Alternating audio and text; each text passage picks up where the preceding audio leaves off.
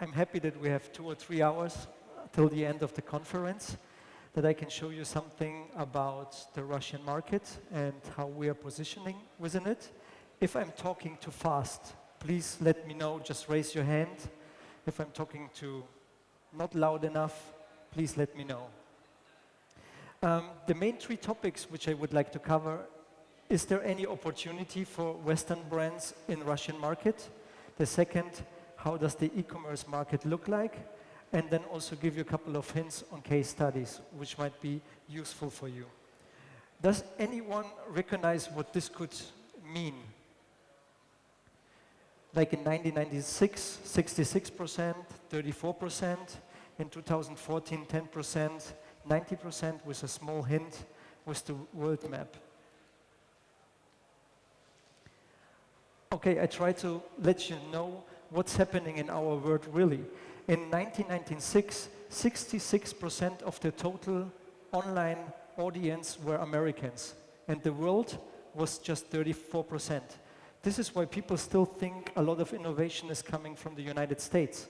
But already in 2014, this changed dramatically, why we see, for example, countries rising up like India, like Russia, like China, United Arab Emirates, because 90% of the total online population live outside of the United States.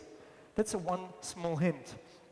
If it comes down to Russia, please be aware of you're talking about a huge country. So one territory of Russia, that means 48 territories of Germany, and that's a massive destination which you need to be aware of.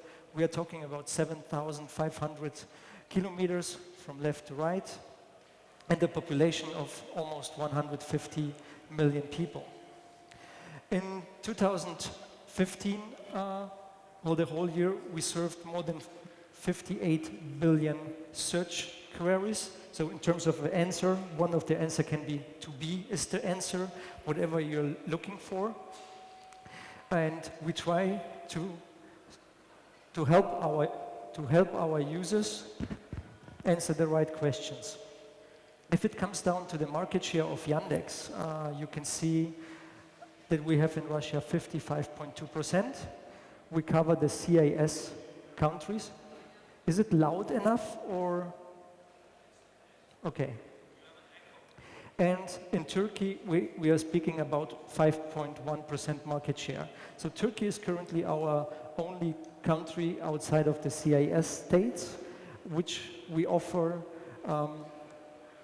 local language, means Turkish, and the audience like it very much. Opportunity. So you can imagine I started at Yandex in 2014. It's a great year to start. Since then, the Russian crisis came up.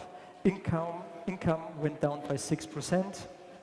Inflation went up to 13%, as you can see. Very tough and challenging times. Retail turnover down, as we are at the e-commerce conference, not very promising.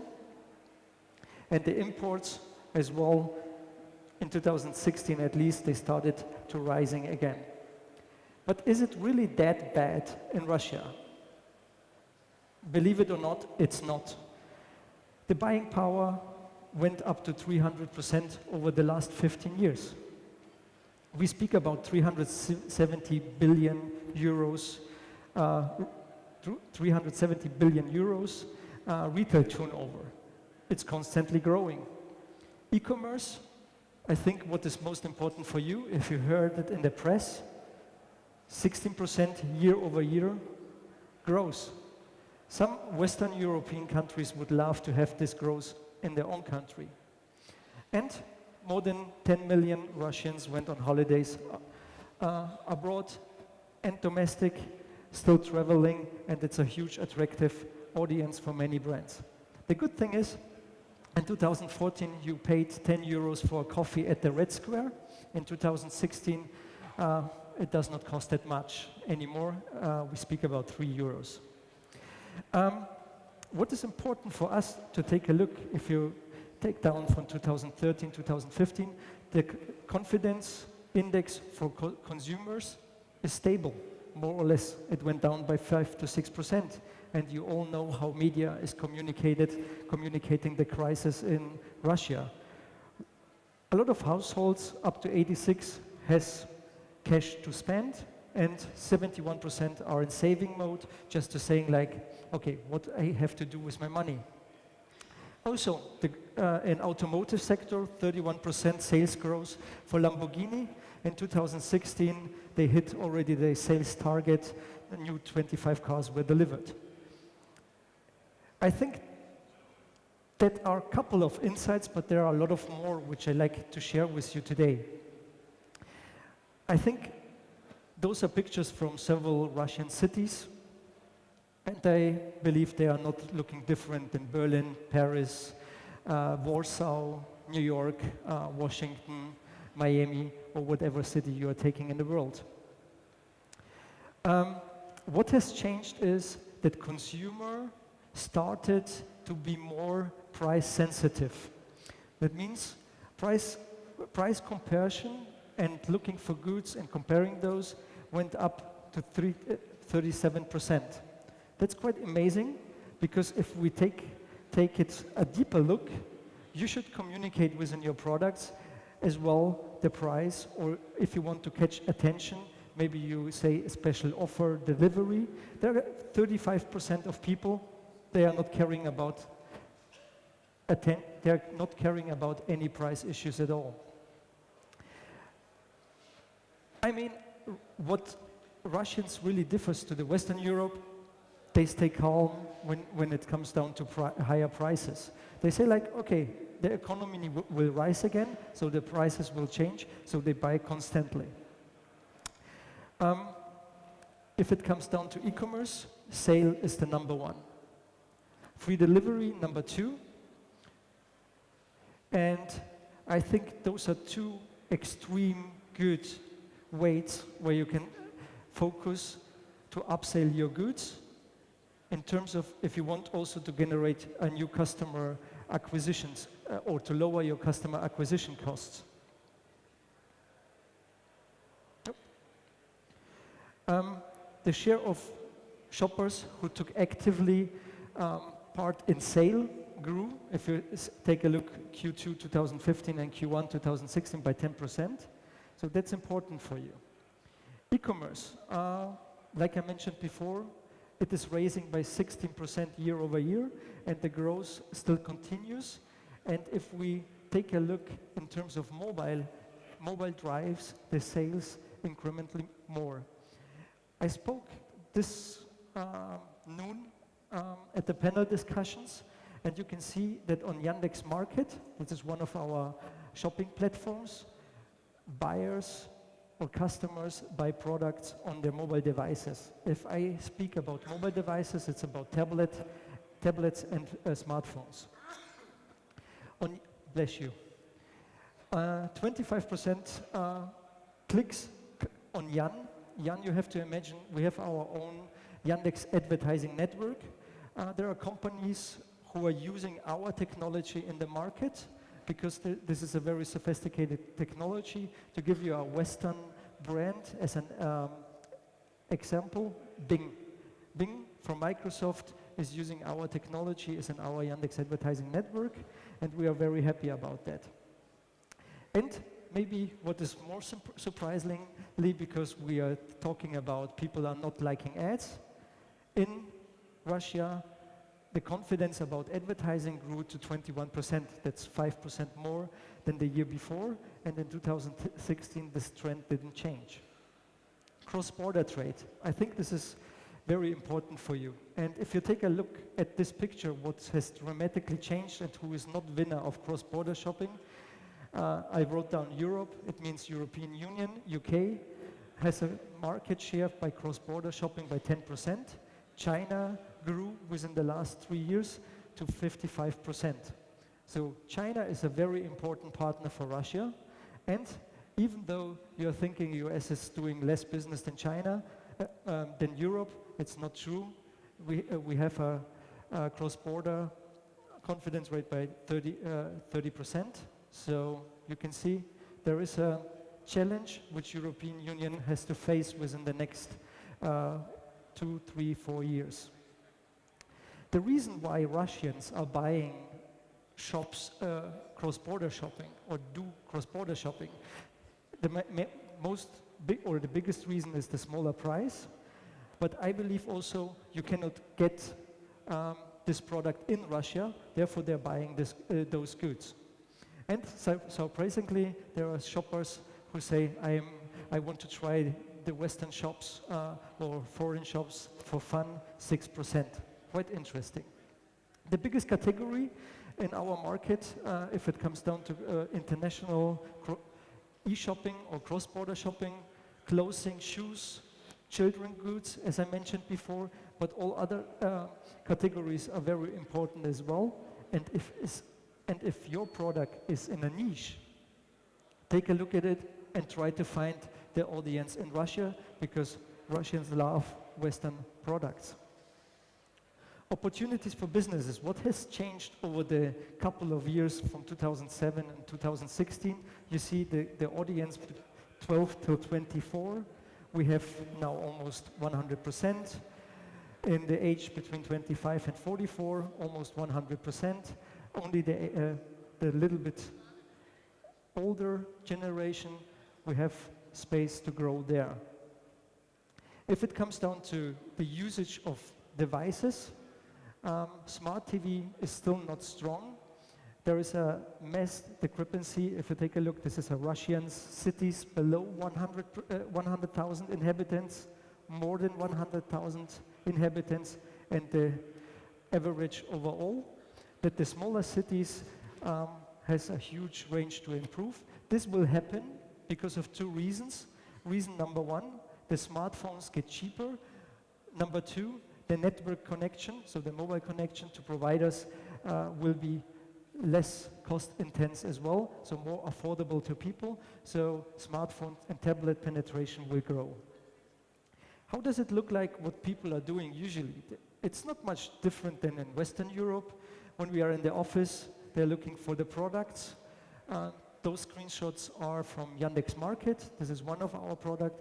We recently also launched for Russia an app, an image recognition app, where you just, like at the conference, if I like your tie, I take a picture. The picture tries to find a similar product, goes to Yandex Market, and then sell it up without any speech recognition or any typing. And at home, you're buying this product.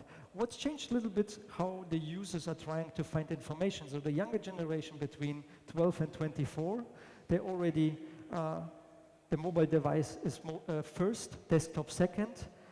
In the age around 25 and 44, it's equal. Next year, probably you will see the slide that it grow.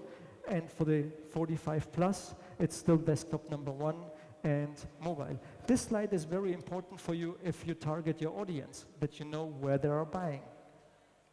I spoke today at the panel discussion about the freedom of choice. Freedom of choice is really important for the Russian online or internet audience. Therefore, if you take a look, Russians can choose between Yandex and Google, social networks, this is Facebook, VKontakte, OK, and within it, they search for the information. I will come later on to this point, what I mean exactly by this. If it comes down of the services, you see the market is very fractured. We have Yandex Market, eBay, AliExpress, Avito, online payments, Yandex Money, PayPal, music streaming, Yandex Music. EMDB does not exist that much in Russia. It's called Kinopoisk, etc. pp. And our company is focusing on a way broad range of services. It looks then like this. We have search services. Search is our core business. Images, Yandex Translate. Yandex Translate, for example, is a one-to-one translation. So if you translate, for example, the language from Iran to, let's say, Germany, it is not Russian in the middle. It's a one-to-one translation. You maybe are not aware of that other search engines are using a different methodology. Everything has an acceptance. Yandex Music, geo services with Yandex Navigator. It's the Arrow. This is the #1 most popular navigation service in Turkey, as we launched it recently. Then we have Mail, Yandex Disk is something like in Western Europe, Dropbox, etc. pp.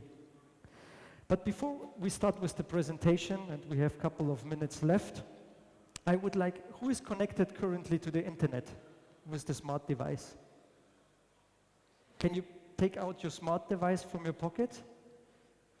And then type in your favorite browser, yandex.com. Yandex.com. If you are a Russian speaker, you can use yandex.ru. But yandex.com. And then you should see a search field. Please type something, your favorite search query.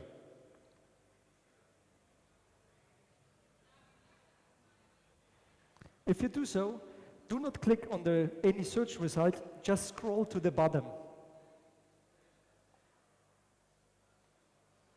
And because many people at conference always say like, I like competition, freedom of choice, blah, blah, you can see at the bottom of the search result, if you're not happy with the search result at all, you can go to Bing or Google. We are not caring about it. Because we think we should serve your question as at best. In Yandex.ru, because there was one question or one statement, it looks like this. We have a lot of information from weather to transportation traffic jams, etc. pp. But we also like to give our clients the possibility, if they really see the possibility to get attention and attraction by customers, we change the interface. It's possible. Why not? So this is a little bit evil. I think this is a little bit better. There is a small one. And I think, to give you an example how this is working, you see Yandex written in the Star Wars theme. Then the people could click on it, were interesting. There is no sound. He's saying like, hello Yandex audience, we are happy to launch soon the Star Wars brand, whatever.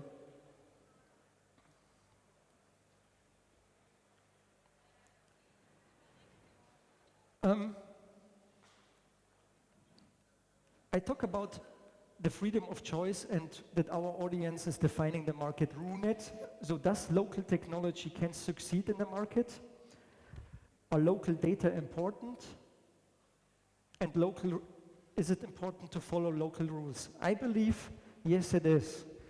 We are all global players and thinking globally, and I'm thanking God that it is that way, that people want to change the life, that it's easier to travel between countries, but it also is important to understand the local needs. So the local technology from our perspective of this MatrixNet, this is our core, this is machine learning. Within the machine learning, we have a lot of signals from users, or how I would love to say, humans. Humans give us a lot of signals, and within it, you type your favorite search query, it's Disco, and the technology try to give you the best answer and to fulfill your needs. On top of that, we built a technology, it's called Crypta. Crypta thinks if there is one person who is looking for something and is satisfied with the result, there might be a group of persons that has the same interest, want to have the same answer, and we segment those users. Within the segmentation, it gets a little bit complicated because we have now speech and image recognition. All will be mixed up with the result, and then we see if we can deliver the right answer. Local data, we have, or I try to formulate it differently. There are a couple of companies, 3 or 4, so 3 definitely on this planet who has a global database of all internet content, I would say. This is Bing, this is Google, and this is Yandex. There are other companies for sure as well, but those 3 has a massive amount of data. And with signals from humans, from mobile devices, desktops, and of course from partners, as there are a lot of technology players, we can combine this to a local database and serve the needs What comes out of it? A huge number of amount how the ecosystem in Russia is growing.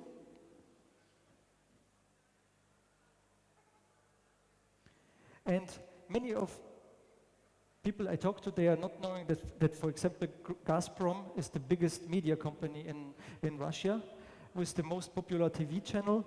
And if you compare the revenue in ads, Yandex exceeded Gazprom Media. Case study. So those who checked on the mobile devices how Yandex looks like, it looks like this on mobile devices. You see a similar result. Ad formats, there are many ad formats which you can target your audience with smart banners, etc. pp. They are looking with single item discounts, item mosaic, it turns around, looks fancy. The result of this, for example, with a budget of $500, that's a good budget already. The client could generate a revenue of $6,244 with 22 transactions. Smart banners, the example which I have shown you, is of course more expensive than brand traffic, but brand traffic is of course the less or the most less traffic channel, but you have to know to be a brand, you have to invest a lot of money before, or you have to invest in now. I think all of those services where you hear at conferences, behavior targeting, bid strategies, geo-targeting, you can fulfill those needs with Yandex Metrica. And I think we have a couple of minutes left. I'd like to show you a case study how you select your users by traffic. If it comes down to the timing, you go to Yandex Metrica, select the segment of sessions. In sessions, you can have a conversion goal, and you're saying like, I want to see when conversions happening, and you can also see by 4 o'clock in the morning, there were 19 conversions. Moscow never sleeps. There is an example of a Chinese brand. They were surprised why they sell milk for babies in the morning hours, between 2 o'clock and 5 o'clock in the morning. It is because babies get hungry, mother or father feed them, and then because the baby is trying to sleeping, the parents cannot, and the parents are buying at this stage the milk. So they figured out that this is a very good way to target parents, and then you can increase or decrease your bids on a specific timing. And then you can see the conversions between mobile devices or desktop PCs and optimize on them. Within a case study number 2, I would like to segment a different parameter. It's about Christmas gifts. Within Christmas gifts, you target several or couple of keywords, which you mark with at Yandex Metrica. Then you get another nice graph. You say, okay, I want to name the segment New Year's gift. Then you add it to your retargeting list that you are all aware of. And then you can bid up for users who have been looking on search engine, on Yandex, for New Year gifts, which makes, which you narrow down your bids to specific users and retarget those users as well on any other websites who are using our technology. My recommendation for you and for this conference, maybe beside this tree, talk to many people as possible, talk to the exhibitors, exchange knowledge, and if it comes down to business, increase the frequency of touch points with your products. You can plan everything for years. It might work, and usually nowadays, as you take a look how our globe is looking like now, maybe shorter planning and more review circles are necessary to be more successful, and treat your customer, no matter how big or small it is, as a premium customer. Give them a premium offering that they feel valuable. And if you are in Moscow, please visit us in our office. It looks more or less like this. And for all those who are in the optimization process of websites, the more simple and more transparent you build up your website for any device, the easier it gets for any search engine to index your content and find the right answer to your question. Therefore, thank you very much. If you have questions, I'm happy to answer those. Any questions? Yes. You said you have you have Yandex Money, basically, which is a provider of payments for your goods. Do you have a statistic about which kind of payments are more popular, like paying by credit card or paying by PayPal account or something like that? Okay, the statistic for payment, what kind of share, it's, if it comes down to e-commerce, it's cash on delivery is number one, so everything what is with cash. Then it's followed by credit card, and then it's following by e-wallet, so Yandex Money or other services. So in those three ways.